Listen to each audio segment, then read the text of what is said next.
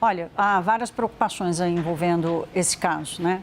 Uma de partida, a atuação do ministro do Supremo Tribunal Federal, que acabou gerando mais uma crise interna no STF, além daquela já causada pelo ministro Dias Toffoli em função do caso Master. Então, mais uma crise para o STF gerir, né? E eu sei que esse assunto já foi tratado bastante aqui no Hora H, mas esse contexto é importante, porque nós estamos falando aqui da fragilização do STF, que é uma das instituições mais importantes do país. O que a gente está vendo agora que chama a atenção de outras crises recentes que o STF passou é que a fragilização institucional ela vai se estendendo. Então, a gente viu no caso Master, por exemplo, a preocupação com a fragilização do Banco Central e da Polícia Federal. E agora uma preocupação com a fragilização da Receita Federal e dos seus auditores e dos seus servidores. A gente vai receber agora, aqui no Hora H, para uma entrevista com o Kleber Cabral, que é presidente da Unafisco, que é a Associação Nacional dos Auditores Fiscais da Receita. Kleber, bem-vindo, muito obrigada por estar conosco aqui no Hora H. Boa noite. Olá, Thaís. Boa noite a todos. Kleber, o que mais te preocupa dessa ação do ministro Alexandre de Moraes e a resposta da Polícia Federal? Olha, esse cenário todo nos preocupa bastante, mas aquilo que mais angustiou foi a desproporcionalidade entre aquilo que é acusado e as medidas cautelares gravosas que foram decididas e implantadas ontem, né? Nós temos aí, dentro desses 4 servidores da Receita, nós temos um auditor fiscal, que é com quem nós temos contato, e é mais sobre ele mesmo que eu posso falar aqui com a audiência.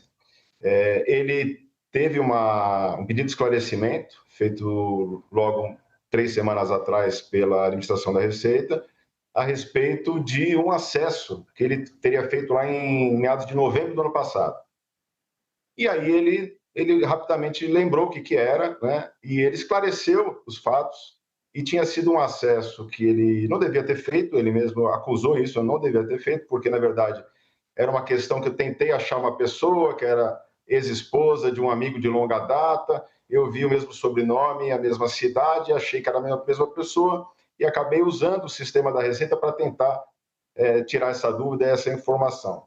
Mas isso não tem absolutamente nada com os tais dados vazados, né?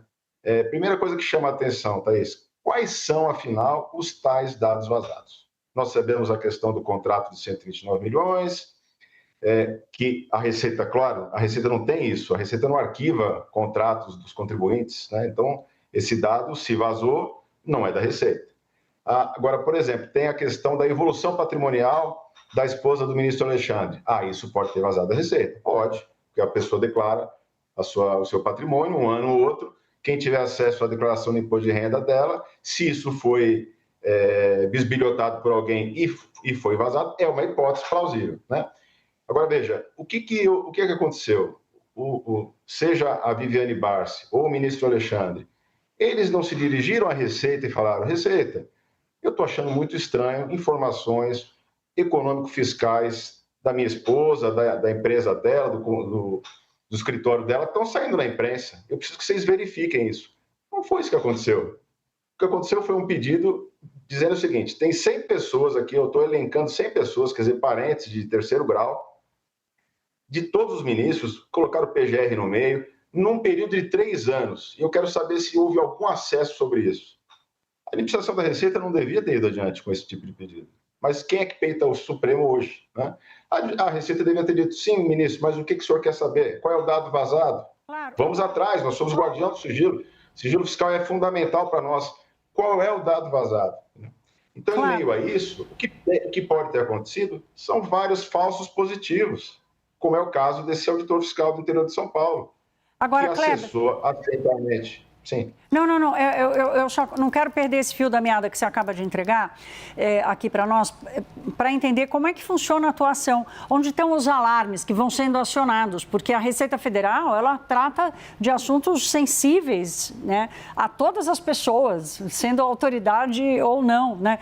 Eu aqui, como pessoa física, eu não posso ficar com medo que um auditor da Receita Federal, atrás de um amigo, da ex-esposa de um amigo, vai chegar na minha conta conta e, sem querer, acessar os meus dados, né? Qual é a garantia? Como é que o cidadão brasileiro pensa assim, olha, consegue separar entre o que é a desconfiança do ministro Alexandre de Moraes, que, como você lembrou, tem uma preocupação de explicar esse contrato de quase 130 milhões de reais com o Banco Master e exatamente o que é o trabalho e a Receita Federal como atua para evitar excessos e evitar crimes, inclusive.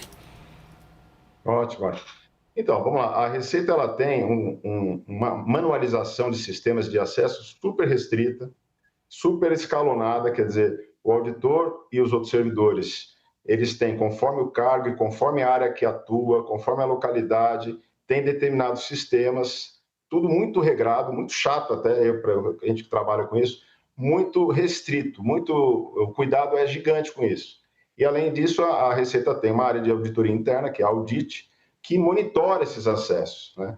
Então, há uma série de regras e de critérios para que não haja acessos, né, chamados assim, imotivados. E é importante, Thaís, diferenciar o que é esse acesso imotivado e o que é um vazamento mesmo, né? Então, só contar a historinha rapidamente de um caso concreto. Uma pessoa da Receita, ela teve um acidente de trânsito. O carro bateu nela, ficou bravíssima, não conseguiu ir atrás da pessoa, a pessoa fugiu, não parou, mas ela memorizou a placa.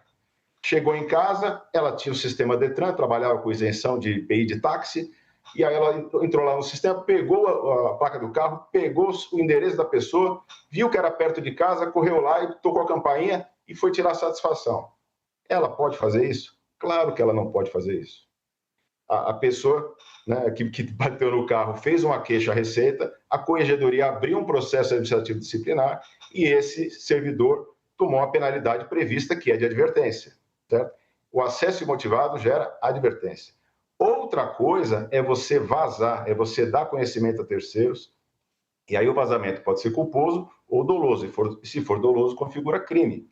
Então, só para distanciar o que é um acesso que pode ser, que é sempre indevido, mas que pode ser por um acidente, por uma curiosidade que não devia ter sido usada. Então, não estou reduzindo a importância disso, não. Mas estou só distanciando o que é o acesso, cuja pena é uma advertência, e o que é o vazamento, que esse sim pode gerar demissão. Então, o que nós temos até esse momento são indícios de acesso. De vazamento, pelo menos em relação ao auditor fiscal, absolutamente nenhum.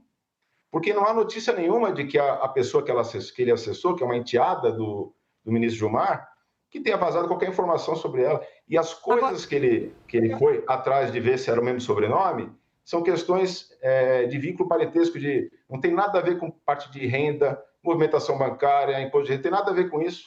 Inclusive, eram dados antigos de 2008. Quem que vai querer vazar olhando coisa de 2008, né? Para Agora, vazar Kleber, informações de hoje. Eu tenho um minutinho só, vou precisar que você seja conciso, mas eu não posso deixar de te perguntar. O Unafisco pretende tomar alguma atitude, recorrer da decisão do ministro Alexandre de Moraes? Olha, esse é outro drama. Recorrer a quem? Recorrer a quem? Nós não temos foro privilegiado. Não era para nenhuma dessas pessoas estar sendo julgada pelo Supremo. Isso aí todo mundo já está cansado de ouvir, que a inquérito das fake news, né? Nós passamos por isso muito parecido em 2019. Também o ministro Alexandre de Moraes também afastou 2 auditores fiscais acusando-os de vazamento de informações. Depois de 2 meses eles foram reintegrados porque não tinha nenhum lastro probatório. E isso vai acontecer de novo, né? Mas, assim, a gente fica muito apreensivo de ver a desproporcionalidade da ação, entendeu? Uma pessoa que, sem processo, não é no curso do processo houve uma medida cautelar gravosa, é antes do processo. Ela não teve processo disciplinar aberto, não teve processo nenhum. De repente, ela é surpreendida às 6 horas da manhã com a Polícia Federal com a tornozeleira eletrônica, afastado do cargo, entendeu? Isso é muito, não é pouco, não, é muito desproporcional, né? Na Faculdade de Direito, onde a gente aprendeu, inclusive estudei na Largo São Francisco, junto com onde dão aula alguns ministros, não é esse o direito que nós aprendemos. É completamente desarrazoado o que aconteceu. Então, nos dá a percepção de que há uma mensagem inibitória contida nisso, né? Que é realmente para inibir qualquer trabalho que possa alguém pensar em fazer e que toque as altas autoridades da República. A gente conversou com Kleber Cabral, que é o presidente da Unafisco, que é a associação que representa os auditores da Receita Federal. Kleber, muito obrigada, uma boa noite. Eu que agradeço.